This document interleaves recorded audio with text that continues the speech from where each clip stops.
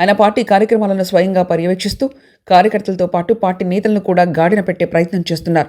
కార్యకర్తలలో జోష్ నింపుతూనే వారు ఆర్థికంగా నిలదొక్కునేందుకు అవసరమైన అన్ని రకాలుగా చర్యలు తీసుకుంటున్నారు.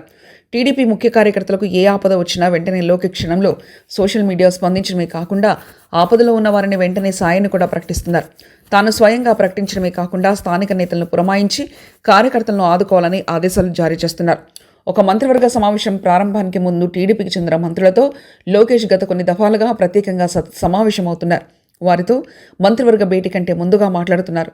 ఒక రకంగా మినీ కేబినెట్ మీటింగ్ లోకేష్ నిర్వహిస్తున్నారని పార్టీకి చెందిన నేతలే అంటున్నారు.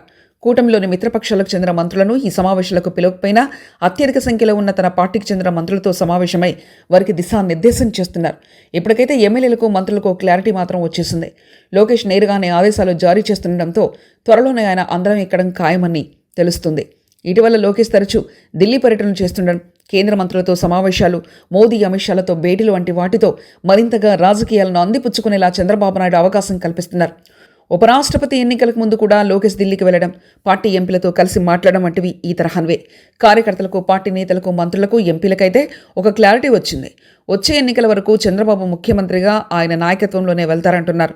అదే వచ్చే ఎన్నికల్లో తిరిగి కూటమి ప్రభుత్వం విజయం సాధిస్తే మాత్రం ఖచ్చితంగా నారా లోకేష్ ప్రభుత్వ పగ్గాలు చేపట్టడం ఖాయమన్న అభిప్రాయం ఇప్పుడు పార్టీలో మారుమవుతుంది.